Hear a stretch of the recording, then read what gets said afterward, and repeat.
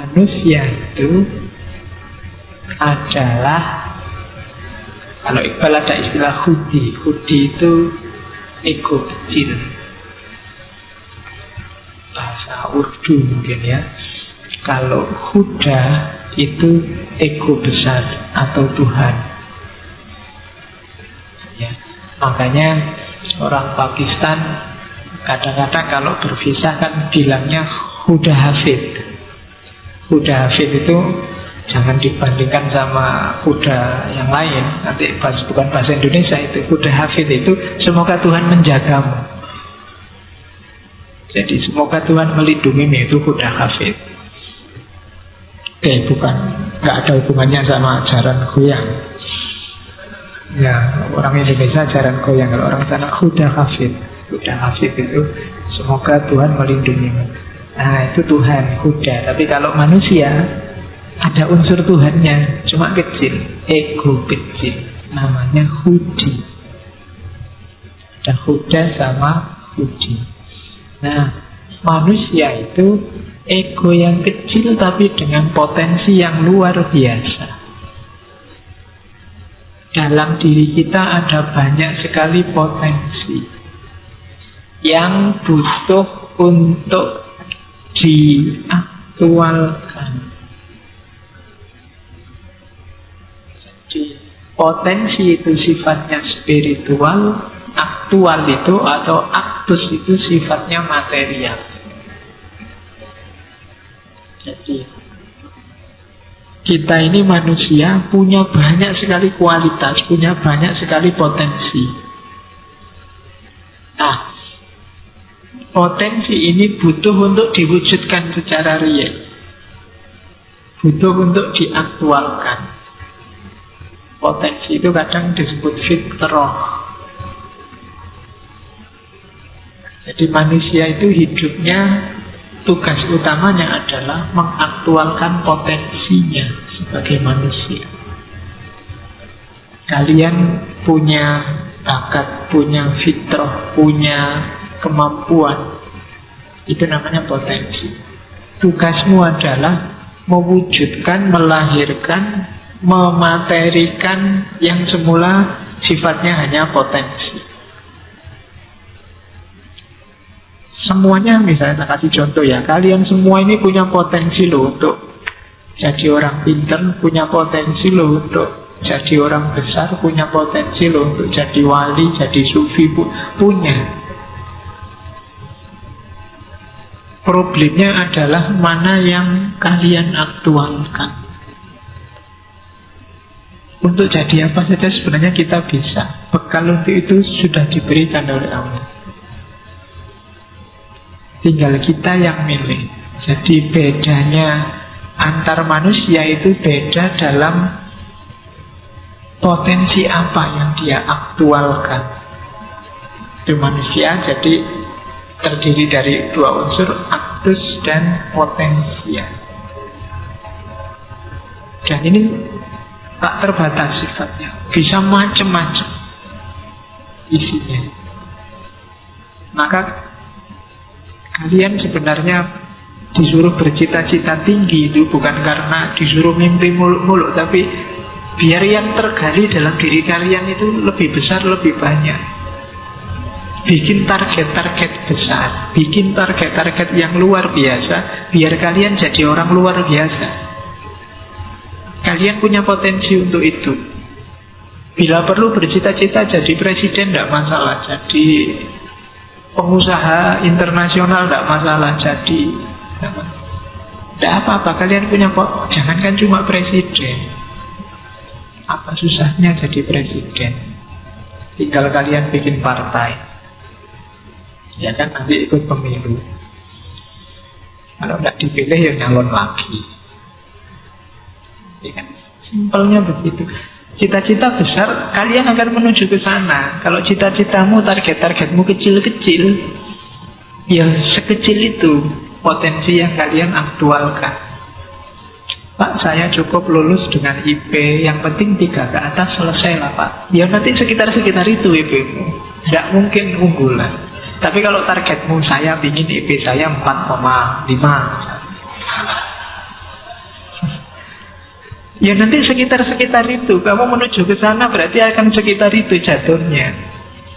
Kalau targetmu kecil, hasilnya kecil. Itulah uniknya manusia. Maka kadang-kadang kan banyak cerita orang-orang besar itu sebenarnya nggak ada yang menyangka dia jadi orang besar. Mungkin lahir dari rakyat jelata, kayak Abdul kemarin lahir dari seorang petani. Tapi target hidupnya, visinya, visi-visi besar. Dan dia pasti punya potensi untuk itu. Jadilah dia orang besar. Kalian juga begitu. Patoklah cita-cita yang besar. Jadi jangan cuma saya ingin jadi sarjana, itu sangat kecil. Cita-cita sekalian ingin jadi profesor. Kalau kamu menuju ke sana, paling tidak kan mentok-mentoknya ketemunya doktor, masih lumayan. Kalau targetmu cuma sarjana, ya paling mentoknya di bawah itu.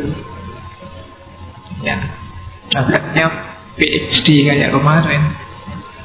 Lulusnya PhD pas hampir DO. Jadi potensimu luar biasa. Wong itu amanahnya Allah. Allah ngasih amanah, tidak mungkin dia tidak ngasih bekal. Aktualkan itu. Itu yang pertama itu. Untuk membangun apa? Percaya dirilah. Karena di antara penyakit besarnya umat Islam sejak awal modern sampai hari ini, itu tidak percaya diri. Lama kalau situasi kayak hari ini ya mungkin masih lama kita majunya, Pak. Tidak pede dengan dirinya sendiri. Tidak percaya bahwa kamu punya potensi luar biasa. Kamu tidak berani bilang mereka manusia yang sedang maju, sedang luar biasa sekarang, saya juga manusia. Masa tidak bisa nanti? Cara berpikirnya begitu. Eropa maju luar biasa. Mereka manusia, mereka juga makan, saya juga makan. Masa tidak bisa nanti? Potensinya sama. Kamu bisa. Kalau mereka bisa, kamu pasti juga bisa. Aktualkan itu. Itu pesan besarnya. Biar kamu tidak minder. Karena umat Islam itu begitu kalah, dijajah, terus minder. Terus menarik diri dari dunia dan tidak bangun-bangun sampai hari ini. Itu problem kita itu. Oke, jadi aktus dan potensial. Jangan khawatir, masing-masing punya kelemahan, punya kelebihan. Itu analisisnya Iqbal. Barat punya kelemahan, punya kelebihan. Kita juga punya kelemahan, punya kelebihan. Katanya Iqbal, Barat luar biasa. Dari sisi sains dia luar biasa. Cuma dia cara berpikirnya naturalistik. Naturalisme hari ini dikenal model positivisme. Hanya melihat fakta mekanis dan hanya percaya pada rasio. Dan ini jangan dikira bagus, lemahnya besar. Jadi orang yang berpikir positivistik, naturalistik, itu yang terjadi apa kalau bahasanya di bukunya Iqbal, eternal recurrence. Apa saja diulang lagi. Wong memang sunatullahnya begitu, hukum alamnya begitu. Itu kan berpikir positivistik, itu kan begitu. 1 tambah 1 ya 2, alam ini begitu, ya nanti bekerjanya selalu begitu. Agak tidak pede dengan perubahan dengan masa depan. Itu positivistik. Tidak bisa melihat alternatif yang berbeda. Orang Barat mungkin bingung, tiba-tiba di Indonesia, di Jombang ada anak kecil bisa ngobati orang sakit hanya pakai batu. Itu tidak masuk dalam epistemologi Barat. Ngertinya orang sakit itu ya ke dokter, disuntik, dioperasi, itu cuma pakai batu loh. Penyakit besar-besar bisa sembuh, itu kan heran kalian. Ada orang sakit di rupiah, dikasih doa terus montang-manting terus sembuh.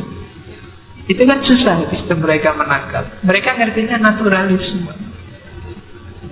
Yang terjadi apa? Semuanya berulang secara abadi, hidup jadi kayak robot. Dan itu kelemahan besarnya. Manfaatkan itu kalau mau menaklukkan barat. Itulah titik lemahnya mereka. Mereka ngertinya yang serba terukur, serba terpola, dan efeknya banyak. Itu ada 4 itu kan. Yang pertama, berhenti hidup secara batiniah. Akhirnya lahir istilah materialistik. Batinnya nggak hidup. Ya secara fisik mereka maju, peradabannya luar biasa, tapi batinnya kering. Makanya sekarang mulai rame lagi gerakan kembali pada spiritualitas. Jadi new spirituality, gerakannya namanya New Age. Meskipun mereka masih agak trauma dengan agama formal, tapi mereka mengidolakan spiritualitas. Kenapa? Selama ini berhenti hidup batiniahnya. Yang kedua, padahal manusia ini fitrahnya ya lahir ya batin. Akhirnya apa? Di ranah psikis pemikiran mereka konflik dengan dirinya sendiri. Mereka musuhnya ternyata diri mereka sendiri, bukan orang lain. Karena mereka berlawanan dengan dirinya sendiri, ketika tidak beres dengan dirinya sendiri, pada akhirnya apa? Di dunia sosial, ekonomi, politik, mereka berlawanan dengan orang lain. Yang terjadi konflik. Dan yang terakhir, ya egois, rakus pada kebendaan. Yang hasilnya hanya letih, capek. Ya kan? Coba lihat siklusnya cara kapitalisme itu. Hidup harus kerja. Kerja itu tidak enak. Maka ya harus rekreasi santai-santai. Cuma tidak punya uang, ya kerjalah yang keras. Kumpulkan uang untuk bisa rekreasi santai-santai. Sekarang uangnya ngumpul, rekreasi santai-santai, lah uangnya sekarang habis, ya kerja lagi. Tapi kerja itu tidak enak, ya nanti rekreasi lagi. Setelah rekreasi duitnya habis, lah terus gimana? Kerja lagi. Buat apa? Buat santai-santai rekreasi. Lah ini hidup muter, tidak ada ujungnya. Kayak kalian, kalau di Jawa kan bukan materinya yang dihitung, tapi ketentraman batin, keluarga, keturunan. Akhirnya yang tua, saya sengsara tidak apa-apa, asal anak saya bahagia. Nanti anaknya juga begitu. Begitu anaknya nikah, dapat kerja, prinsipnya sama. Saya juga sengsara tidak apa-apa, yang penting anak saya. Sampai sekian generasi sengsara semua. Sama kayak orang barat. Hasilnya capek terus. Wong ingin rekreasi, akhirnya ngumpulin uang. Uangnya habis, harus kerja lagi, capek lagi, butuh rekreasi lagi. Uangnya habis lagi, harus kerja lagi, capek lagi. Muter terus, kayak yang di timur. Nah, itu kelemahannya masing-masing. Ya kalau di timur sih kelihatan. Bolak-balik kita ngomongin ya sejak Afghani Abdul kemarin, cari pelarian. Dirinya orang kalah itu kan cari pelarian. Yang dilihat oleh Iqbal, pelariannya ada 3. Mistisisme, nasionalisme, dan patriotisme. Lari ketiga hal sebagai perliburan. Karakternya 3 itu adalah tidak logis, kemudian tidak natural, tidak sehat, dan anti kebudayaan. Ya nanti dijelaskan di belakang. Jadi intinya orang barat mabuk naturalisme, orang timur mabuk mistisisme. Yang tidak mistik terus larinya ke nasionalisme dan patriotisme. Itu pelarian-pelarian, dalih-dalih untuk tidak kelihatan kalah dalam peradaban. Itu penyakit antara barat dan